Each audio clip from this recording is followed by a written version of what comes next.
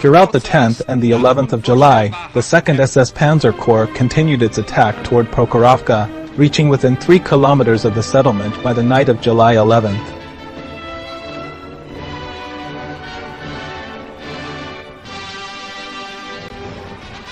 That same night, Hauser issued orders for the attack to continue the next day.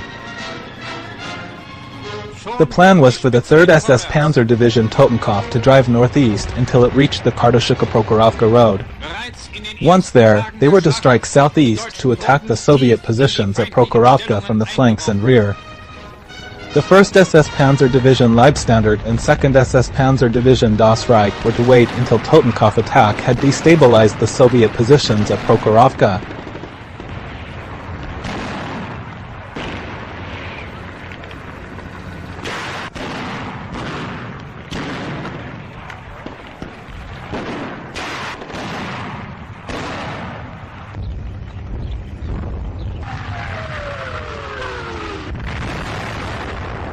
And once underway, the 1st SS Leibstandard was to attack the main Soviet defenses dug in on the slopes southwest of Prokhorovka.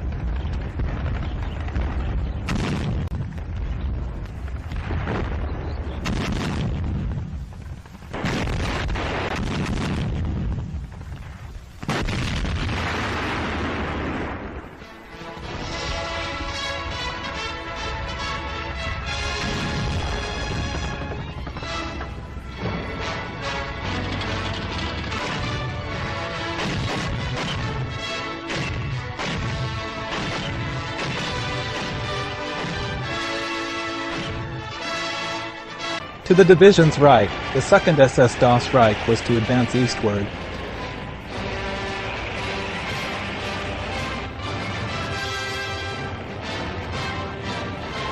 Then turn southward away from Prokhorovka to roll up the Soviet lines opposing the 3rd Panzer Corps' advance and force a gap.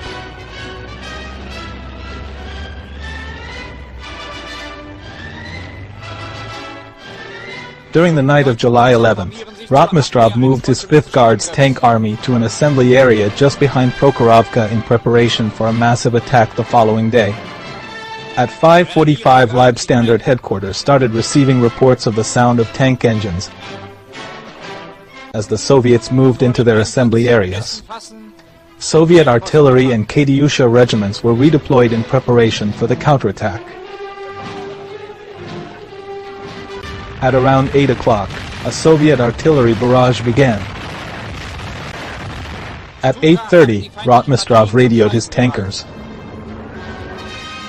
Steel, steel, steel, the order to commence the attack. Down off the west slopes, before Prokhorovka.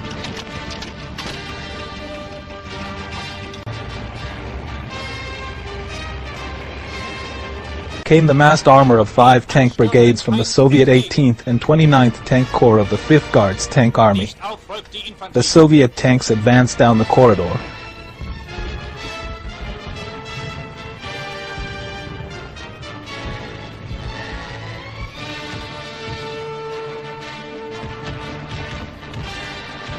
Carrying mounted infantrymen of the 9th Guards Airborne Division on the tanks.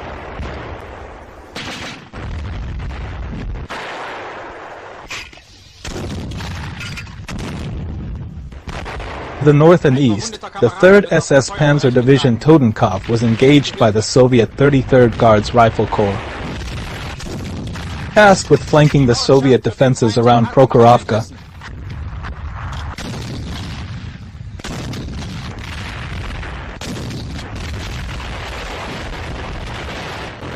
the unit first had to beat off a number of attacks before they could go over onto the offensive.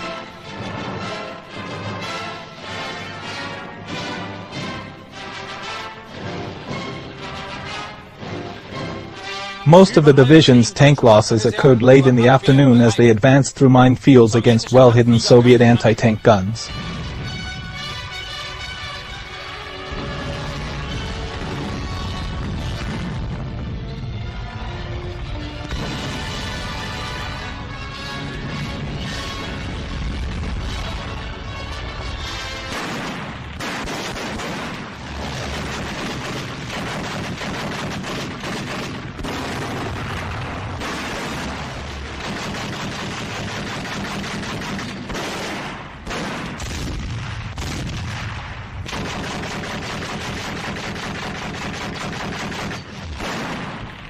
Although Totenkopf succeeded in reaching the Kartashuka-Prokhorovka road, their hold was tenuous and it cost the division half of its armor.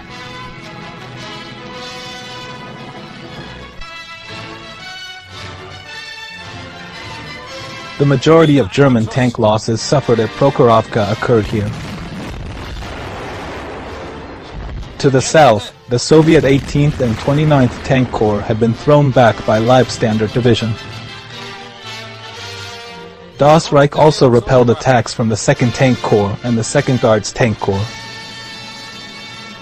Luftwaffe local air superiority over the battlefield also contributed to the Soviet losses.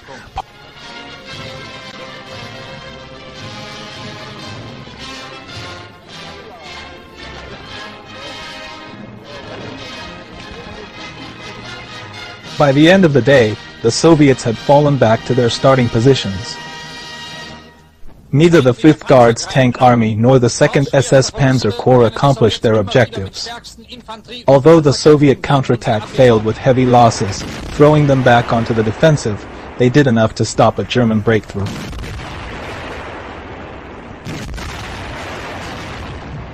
On the evening of July 12, Hitler summoned Kluge and Manstein to his headquarters at Gorlitz in East Prussia.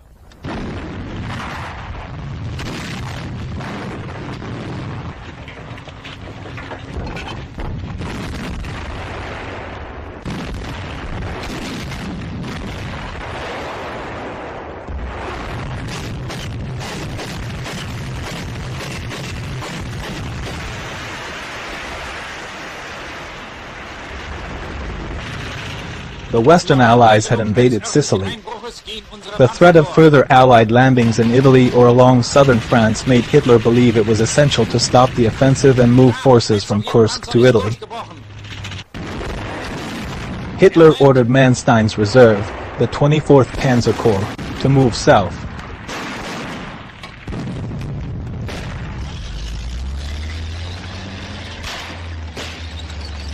After 3 days, on July 17th, the 2nd SS Panzer Corps was ordered to end its offensive operations and begin to withdraw.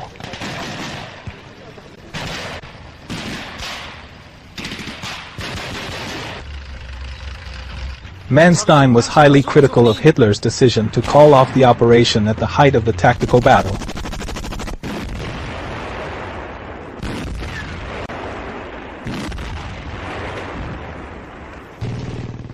The thinly stretched German Ninth Army stood in the way of the Soviet Bryansk front. During the defensive preparations in the months leading up to Citadel, the Soviets also planned and prepared counteroffensive operations that would be launched after the German offensive had halted. The German commanders had been wary of such an attack and forces were quickly withdrawn from the Kursk offensive to meet the Soviet offensive.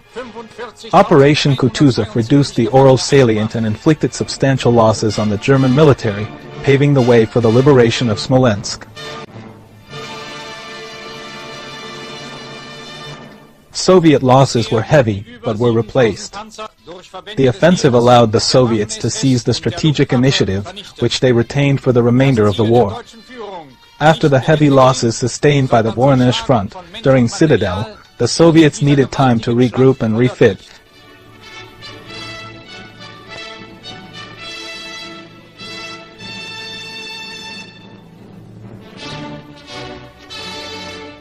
Delaying the start of the offensive Operation Rumiantsev until August 3rd.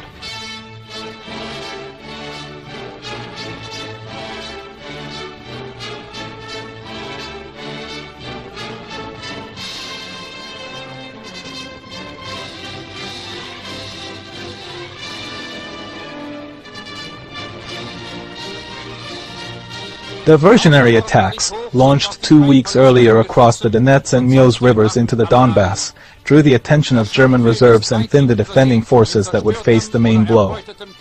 The offensive was initiated by the Voronezh front and steppe fronts against the northern wing of Army Group South.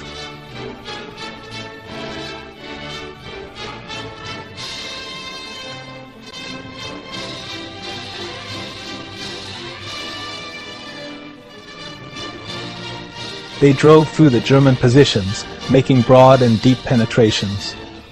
By August 5th, the Soviets had liberated Belgorod. By August 12th, the outskirts of Kharkov had been reached. The Soviet advance was finally halted by a counterattack by the 2nd SS Das Reich and 3rd SS Totenkopf divisions. In the ensuing tank battles, the Soviet armies suffered heavy losses in armor.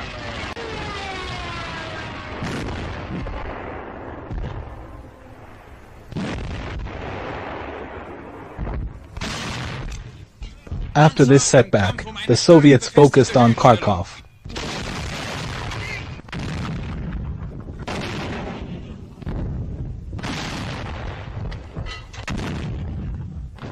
After heavy fighting, the city was liberated on August 23rd. Vor jedem Abschuss volle Deckung.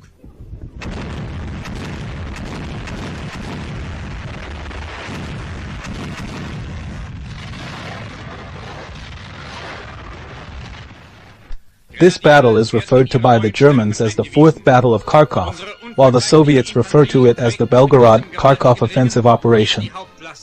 The campaign was a strategic Soviet success.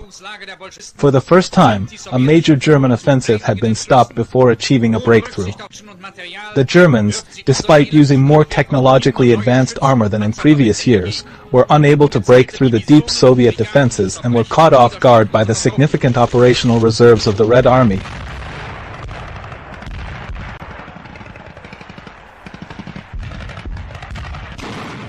According to German medical records from the Battle of Kursk, German forces suffered up to 203,000 casualties and 2,952 tanks and armored vehicles destroyed or damaged.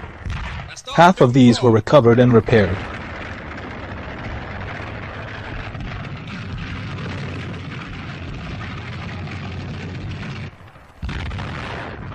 The Soviets lost 863,303 men, 7,000 tanks and armored vehicles,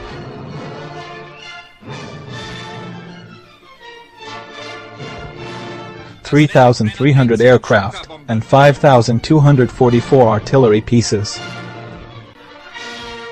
The Soviet victory was costly, with the Red Army losing considerably more men and material than the German army.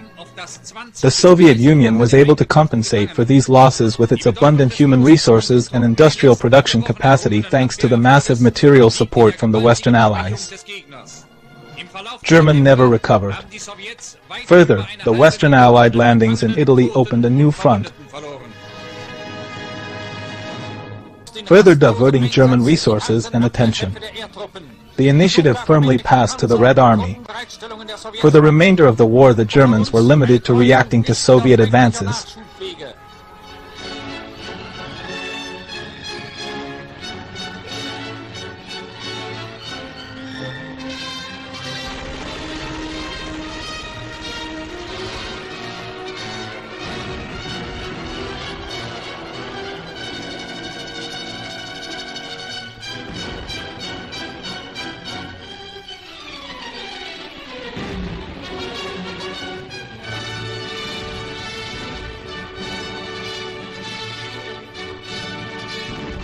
And were never able to regain the initiative or launch a major offensive on the Eastern Front.